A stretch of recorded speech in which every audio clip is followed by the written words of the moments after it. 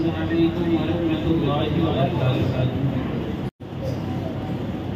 بسم اللہ الحمدللہ والصلاة والسلام علی رسول اللہ۔ رب اشرح لي صدری ويسر لي امری واحلل عقدۃ من لسانی آتے ہیں خیرکم من تعلم القرآن وعلمہ، تم میں سے بہتر وہ ہے جو قرآن سیکھے اور سکھائے۔ تو بہت ہی مبارکباد کے لائق ہیں وہ طلبہ کی جنہوں نے حفظ قرآن کو مکمل کیا ہے، اور وہ بھی قابل مبارکباد ہیں کہ جنہوں نے کوشش کر کے ان کا حفظ قرآن مکمل کروایا۔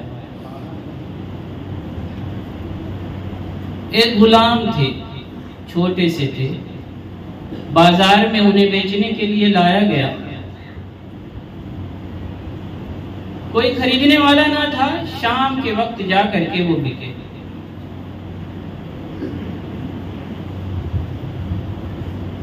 آئے اس کے بعد جب اللہ کے رسول صلی اللہ علیہ وسلم نے اسلام کا اعلان کیا، نور کی کرنیں ان تک بھی پہنچی، انہوں نے قبول کر لیا، ان کے آقا نے بھی اسلام قبول کر لیا، اور ان کی جو مالکن تھی انہوں نے بھی اسلام قبول کر لیا۔ ان کا نام تھا سالم، حضرت سالم مولا ابی حذیفہ رضی اللہ تعالیٰ۔ بہت محنت کی انہوں نے، اتنی محنت کی کہ اللہ کے رسول صلی اللہ علیہ وسلم نے ایک دن ارشاد فرمایا کہ 4 لوگوں سے قرآن پاک کی تعلیم حاصل کرو۔ حضرت عبداللہ ابن مسعود رضی اللہ تعالیٰ عنہ سے، سالم مولا ابی حذیفہ سے، حضرت ابی ابن کعب رضی اللہ تعالیٰ عنہ سے، اور حضرت معاذ ابن جبل رضی اللہ عنہ۔ انہوں نے محنت کی، قرآن کا علم حاصل کیا، قرآن کو اپنے سینوں میں محفوظ کر لیا، اللہ کے محبوب بن گئے، اللہ کے رسول صلی اللہ علیہ وسلم کی آنکھوں کا تارا ہو گئے۔ حضرت عائشہ صدیقہ رضی اللہ تعالیٰ عنہ ایک مرتبہ اللہ کے رسول صلی اللہ علیہ وسلم کے پاس تشریف لا رہے، آنے میں لیٹ ہو گئی۔ اللہ کے رسول صلی اللہ علیہ وسلم نے وجہ دریافت کی۔ حضرت عائشہ نے جواب دیا کہ آپ کے ایک صحابی بہت اچھے انداز میں قرآن پاک کی تلاوت کر رہے تھے، میں رک گئی۔ اللہ کے رسول صلی اللہ علیہ وسلم باہر تشریف لائے، آپ نے دیکھا کہ حضرت سالم قرآن پاک کی تلاوت کر رہے ہیں۔ اللہ کے رسول صلی اللہ علیہ وسلم کا جملہ سنیے، اللہ کے رسول صلی اللہ علیہ وسلم نے ارشاد فرمایا، تمام تعریف اور شکر اس اللہ کے لیے کہ جس نے سالم کو ہماری امت میں پیدا کیا۔ ایک غلام تھے، قرآن کا علم حاصل کیا، قرآن کو حفظ کیا، اور وہ جو ہمارے لیے باعث فخر ہیں۔ اللہ رب العزت اللہ کے رسول صلی اللہ علیہ وسلم کے لیے قرآن پاک میں ارشاد فرماتا ہے، لقد من اللہ علی المؤمنین اذ بعث فیہم رسولا۔ اللہ نے احسان کیا ہے نبی کو بھیج کر کے، اور وہ نبی فرما رہے ہیں اللہ کا لاکھ لاکھ شکر ہے کہ جس نے سالم کو میری امت میں پیدا کیا۔ بہت ہی عظیم صحابی تھے۔ اچھا، ان کے اندر اتنی انکساری تھی کہ وہ کہتے تھے مجھے عرب میں ہی جگہ مل جائے تو اللہ کا لاکھ لاکھ شکر۔ ہم نے بہت پہلے پڑھا تھا، ایک فلسفی ہے روس، اس نے کہا تھا کہ انسان آزاد پیدا کیا گیا ہے، لیکن میں اسے بیڑیوں میں جکڑا ہوا پاتا ہوں۔ حقیقت یہ ہے کہ انسان بندہ پیدا کیا گیا ہے، بندہ۔ ہم اللہ کے بندے ہیں، ہمیں ہر ایک کام اللہ کی مرضی کے مطابق کرنا ہے۔ حضرت سالم نے اللہ کی مرضی کے مطابق کام کیا، تو دیکھیے کس طریقے سے وہ اللہ کے محبوب بن گئے۔ ہم خواہ آقا بننے کی کوشش کرتے ہیں۔ حضرت سالم نے جنگ یمامہ میں حضرت سالم کی شہادت ہوئی۔ جنگ یمامہ میں بہت سارے صحابہ کرام شہید ہوئے، اختلاف تعداد میں ہے، کوئی کہتا ہے 500، کوئی کہتا ہے 700 صحابہ کرام شہید ہوئے، حفاظ بھی بہت شہید ہوئے۔ لیکن روایت میں آتا ہے کہ جب سالم شہید ہو گئے تو حضرت عمر کو یہ خوف ہوا کہ قرآن ضائع نہ ہو جائے، وہ حضرت ابوبکر صدیق رضی اللہ تعالیٰ عنہ کی بارگاہ میں کیا مرتبہ ہے حضرت سالم کا، حضرت ابی بن کعب رضی اللہ تعالیٰ عنہ اللہ کے رسول صلی اللہ علیہ وسلم کے چہیتے صحابی ہمیشہ ساتھ میں لگے رہتے تھے، جو بھی آیت نازل ہوتی اسے یاد کر لیتے تھے۔ اللہ کے رسول صلی اللہ علیہ وسلم نے حضرت ابی بن کعب رضی اللہ تعالیٰ عنہ سے ایک مرتبہ ارشاد فرمایا، ابی، اللہ تعالیٰ نے مجھے حکم دیا ہے کہ میں تمہیں قرآن پڑھ کر سناؤں۔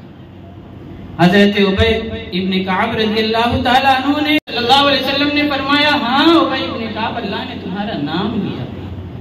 حضرت ابی ابن کعب رضی اللہ تعالیٰ عنہ کی آنکھوں سے تشکر کے آنسو بہہ پڑے۔ یہ تھے صحابہ کرام، ان کی مقبولیت تھی اللہ رب العزت کے بارگاہ میں، ان کے اندر کمپلیٹ سبمیشن تھا، مکمل فرما برداری تھی۔ انہوں نے اپنے آپ کو اللہ کے سپرد کر دیا تھا، اللہ کے رنگ میں رنگ لیا تھا انہوں نے۔ صبغۃ اللہ ومن احسن من اللہ صبغہ، اللہ کے بہتر، اللہ کے رنگ سے بہتر کس کا رنگ ہو سکتا ہے؟ کامیابی تو تبھی ملی ان کو جب انہوں نے قرآن پاک پر عمل کیا، ایک ایک آیت پر عمل کیا۔ ان کی چاہت رہتی تھی کہ کس طریقے سے ہم قرآن پاک پر عمل کریں۔ حضرت عائشہ صدیقہ رضی اللہ تعالی عنہا فرماتی ہیں کہ ہمارے والد حضرت ابو بکر صدیق رضی اللہ تعالی عنہ قرآن پاک بڑے دل سے تلاوت کیا کرتے تھے۔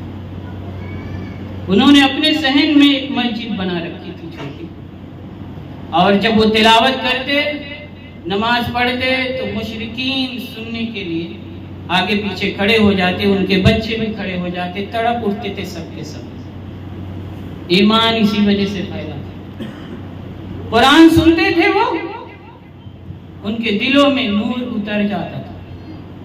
نور ایمان اور نور قرآن جب ملتا ہے تو پھر وہ بندہ اللہ رب العزت کے یہاں مقبول بن جاتا ہے، جس کے دل میں بھی یہ دونوں چیزیں جمع ہوئی، نور علی نور ہو جاتا ہے۔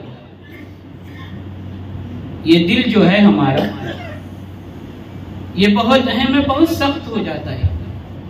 اللہ تعالیٰ فرماتا ہے ثم قست قلوبکم من بعد ذلک فہی کالحجارہ، پتھر کی طرح، بلکہ پتھر سے بھی سخت۔ پتھر سے تو پانی نکل جاتا ہے۔ حضرت موسیٰ علیہ السلام کو اللہ تعالیٰ نے حکم دیا تھا، ان کی قوم نے پانی مانگا تھا، وَإِذِ اسْتَسْقَىٰ مُوسَىٰ لِقَوْمِهِ فَقُلْنَا اضْرِب بِّعَصَاكَ الْحَجَرَ، اللہ تعالیٰ نے حضرت موسیٰ کو حکم دیا کہ پتھر پر مارو، فَانْفَجَرَتْ مِنْهُ اثْنَتَا عَشْرَةَ عَيْنًا، 12 چشمے بہ نکلے تھے۔ لیکن انسان کا دل ایسا سخت ہے، فرعون کا دل نہیں پسینہ، ہدایت اس نے قبول نہیں کی۔ اسی وجہ سے کہا جاتا ہے کہ قرآن پڑھیے۔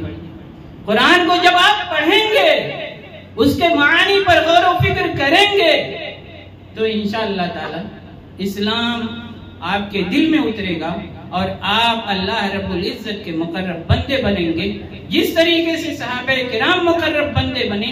اللہ تعالیٰ نے ان کے بارے میں فرمایا رضی اللہ عنہم ورضوا عنہ، کیونکہ وہ قرآن بہت جاننے والے ہیں، فرض علوم سیکھ رکھے ہیں انہوں نے۔ حضرت عمر رضی اللہ تعالیٰ عنہ نے جواب دیا، میرے نبی نے سچ فرمایا ہے، اس قرآن کی وجہ سے کچھ لوگوں کو عزت ملتی ہے، اور اسی قرآن کی وجہ سے کچھ لوگوں کو ذلت بھی ملتی ہے جو اس پر عمل نہیں کرتے۔ اس پر عمل کرنا ہوگا ہمیں۔ اگر ہم کامیابی چاہتے ہیں، آپ سے پوچھا جائے گا کہ آپ نے اس کتاب کا حق ادا کیا کہ نہیں کیا، اور یہ ایسی کتاب ہے، کوئی بھی دوسری کتاب دیکھ لیجئے، کوئی بھی کتاب لکھی جاتی ہے تو اس میں لکھا جاتا ہے کوئی غلطی رہ گئی ہو تو بتا دیجئے گا، لیکن اس کتاب کی شروعات ہوتی ہے ذالک الکتاب لا ریب فیہ، یہ ایسی کتاب ہے کہ جس میں شک و شبہ کی کوئی گنجائش نہیں ہے۔ آپ بتائیے ذرا، آپ اگر اس کتاب سے قریب نہیں ہوں گے، اس کتاب کو نہیں پڑھیں گے، تو پھر آپ کو کامیابی کیسے مل جائے گی؟ آپ تو بس سلام میں گھوم رہے ہیں۔ اس کتاب کو سمجھنا ہوگا آپ کو، اس کے لیے عربی زبان کو سمجھنا ہوگا۔ ٹیوٹر لگائیے اپنے بچوں کے لیے، آپ کب تک ان کو سدھاریں گے؟ اب تو خلوتیں بہت زیادہ ہو گئی ہیں، ہر ایک بچے کے لیے الگ الگ روم ہے، آپ کتنا سمجھائیں گے؟ آپ کے ہر وقت ان کے سروں پر سوار رہ سکے. اب تو نیوکلیئر فیملی ہے، چھوٹا چھوٹا گھر ہے، نہ تو دادا ہے نہ تو نانی ہے. کون دیکھے گا؟ آپ تو جاب پر چلے جائیں. نصیحتیں کون کرے گا ان کو؟ اگر یہ قرآن آپ ان کے دلوں میں اتار دیں گے، انہیں سمجھنا آ جائے گا کہ یہ بار بار قرآن سے نصیحت پکڑ کر کے اور اللہ سے ڈرتے رہیں گے. دیکھیے قیامت کی جو صورتحال ہوگی وہ بہت بھیانک ہوگی. اللہ کے رسول صلی اللہ علیہ وسلم نے ارشاد فرمایا اس دن ہر آنکھ روئے گی سوائے اس آنکھ سے، سوائے اس آنکھ کے کی جو رات کو اللہ کے لیے بیدار رہی، سوائے اس آنکھ کے کہ جس کے آنکھوں سے اللہ کے خوف کی وجہ سے مکھی کے سر کے برابر بھی آنسو نکل آئے. ڈریے اللہ سے اس دن کی جس دن صورتحال بہت بھیانک ہوگی. اتنی بھیانک صورتحال ہوگی، مجرم جو ہوگا وہ یہ تمنا کرے گا یود المجرم لو یفتدی من عذاب یومئذ ببنیہ. اس دن مجرم چاہے گا کہ میرے بیٹے کو لے لو میری جگہ پر، وصاحبتہ واخیہ وفصیلتہ التی تؤویہ، میری بیوی لے لو، میرے بچے لے لو، میرے خاندان والوں کو لے لو، مجھے بخش دیا جائے، فدیہ قبول کر لیا جائے. ومن فی الارض جمیعا ثم ینجیہ، پوری دنیا میں جو چیزیں ہیں سب لے لی جائیں لیکن مجھے معاف کر دیا جائے. کلا ہرگز نہ، اس وقت تو کچھ بھی نہیں ہوگا. واتقوا یوما لا تجزی نفس عن نفس شیئا ولا یقبل منها شفاعۃ ولا یؤخذ منها عدل ولا هم ینصرون. اس وقت کی صورتحال میں قرآن سفارشی بن کر کے آئے گا اس شخص کے لیے کہ جس نے قرآن کو حفظ کیا. وہ آئے گا اللہ کی بارگاہ میں گزارش کرے گا، اے پروردگار اس نے مجھے حفظ کیا تھا، اس نے مجھے یاد کیا تھا، اس نے میری آیتوں پر عمل کیا تھا. اے میرے پروردگار تو اس کے حق میں میری شفاعت کو قبول فرما لے. اللہ تعالیٰ شفاعت کو قبول فرما لے. اتنا مرتبہ ہے قرآن پاک کا. اس دن قرآن کو اجازت دی جائے گی. اللہ تعالیٰ فرماتا ہے من ذا الذی یشفع عنده الا باذنہ، کون ہے جو اس کی بارگاہ میں سفارش کر سکے بغیر اس کی اجازت کے؟ قرآن کو اجازت ملے گی. قرآن کا مرتبہ یہ ہے. قرآن کا جب اتنا مرتبہ ہے پھر بھی آپ بھٹک رہے ہیں. دنیا جہان کی کتابیں پڑھیں گے، سکون کے لیے کہاں بھاگیں گے؟ ناولوں میں بھاگیں گے، شاعری میں بھاگیں گے. یہ قرآن تو وہ کتاب ہے کہ پڑھتے رہیے آپ کا دل بھر، ہر چیز سے دل بھر سکتا ہے. لیکن قرآن کی تلاوت میں، قرآن کے الفاظ میں ایسی مٹھاس ہے، ایسی شیرینی ہے کہ اس سے تو دل بھرے گا ہی نہیں. آپ قریب تو آئیے، جتنا زیادہ اس سے قریب آئیں گے سکون آئے گا، آپ غصہ کم کریں گے. حدیث پاک میں ارشاد فرمایا گیا ہے کہ جس کے اندر قرآن ہو اسے چاہیے کہ وہ غصہ کرنے والوں کے ساتھ غصہ نہ کرے، جہالت سے پیش آنے والوں کے ساتھ جہالت نہ کرے. خیال رکھنا ہوگا اس قرآن کو. اس قرآن کی حفاظت کریے، خوب پڑھیے، خوب پڑھیے، خوب پڑھیے. جتنا زیادہ پڑھیں گے نیکیوں میں اضافہ ہوتا چلا جائے گا. جب صورتحال ہوگی قیامت کی، حساب و کتاب ہوگا، اس وقت قرآن والے صاحب قرآن سے کہا جائے گا کہ پڑھتے جاؤ، پڑھتے جاؤ، تمہاری منزل سب سے آخری وہ آیت ہوگی جو تم تلاوت کرو. وَرَتِّلْ كَمَا أَنْتَ تُرَتِّلُ فِي الدُّنْيَا.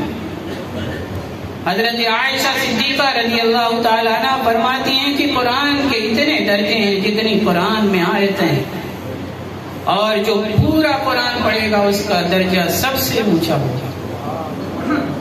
بہت ہی مبارکباد کے قابل ہیں وہ لوگ، مبارکباد کے لائق ہیں وہ لوگ کہ جن کے بچے حافظ قرآن ہوئے.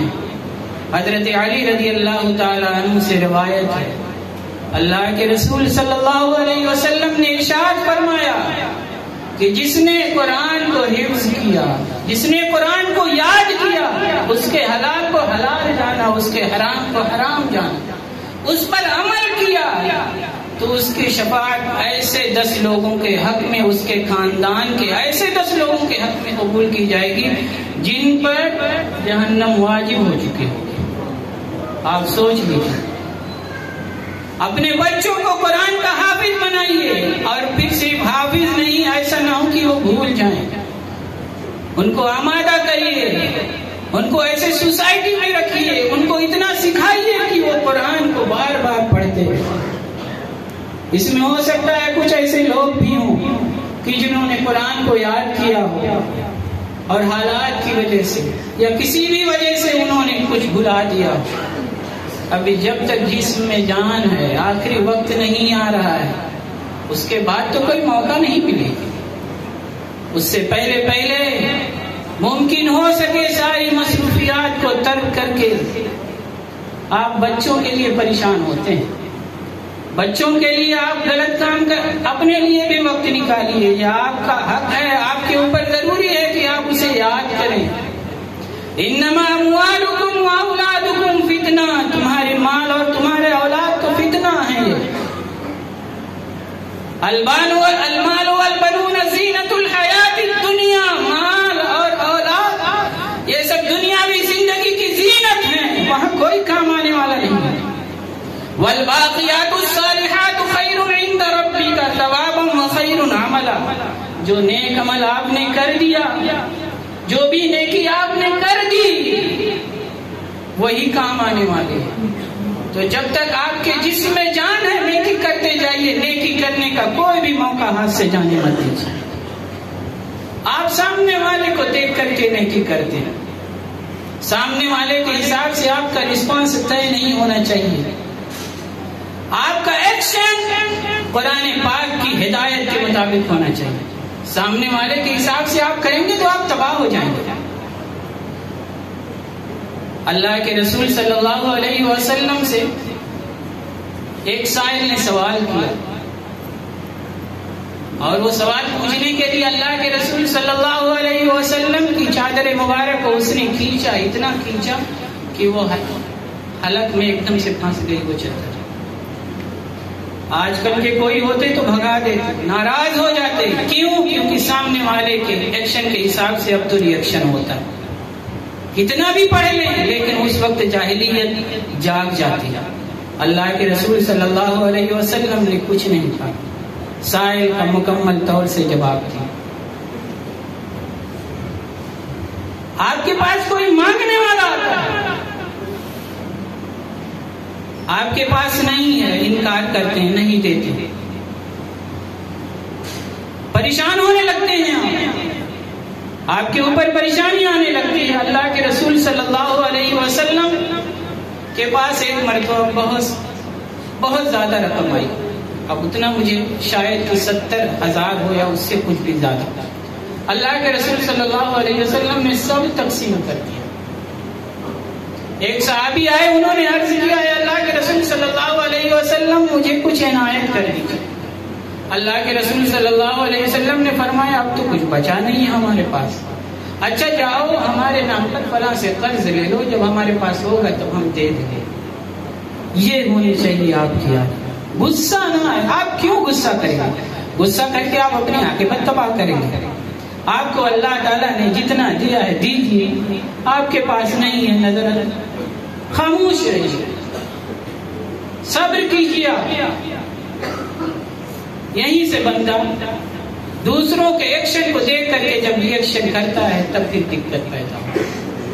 اپنے آپ کو کنٹرول میں رکھیے، اور کنٹرول میں رکھنے کا سب سے بہترین ذریعہ قرآن پاک، شفاء لما فی الصدور، دلوں کی جو بھی بیماریاں ہیں، دلوں میں جو بھی قدورت ہے، ان سب کے لیے قرآن میں شفا ہے۔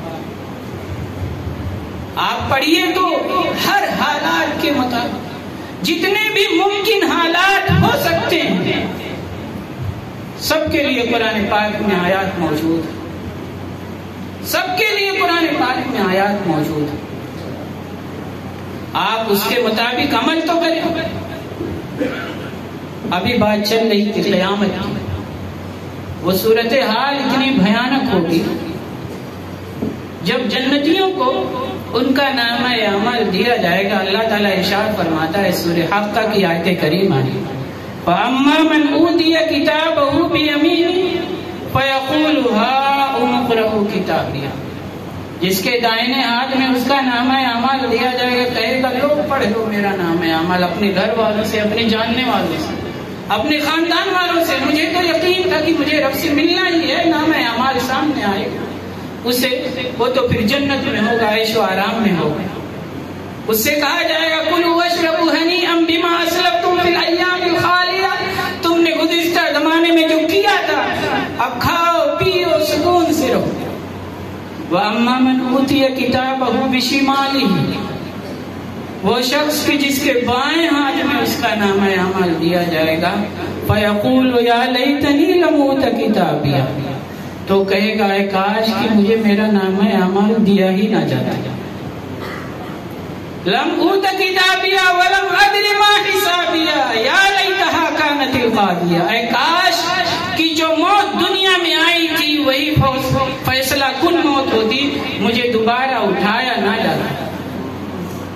ہمیں بار بار بتلایا جاتا ہے کہ تمہیں دوبارہ اٹھایا جائے گا۔ جب ہم قبرستان میں جاتے ہیں، جنازے کی نماز پڑھنے کے بعد مردے کو دفناتے ہیں، تو بار بار ہم ورد کرتے ہیں منہا خلقناکم، یاد دلایا جاتا ہے ہم خاک ہیں اور خاک ہی ماوا ہے ہمارا، منہا خلقناکم، اسی سے ہم نے تم کو پیدا کیا ہے، وفیہا نعیدکم، اور اسی میں ہم تم کو لوٹا رہے ہیں، ومنہا نخرجکم تارۃ اخری، اور اسی سے ہم تمہیں دوبارہ نکالیں گے۔ ہوش میں آ جائیں، ابھی ہوش میں نہیں آئے ہیں تو تباہی آپ کے لیے رکھی ہے۔ اسی قرآن کی بنسبت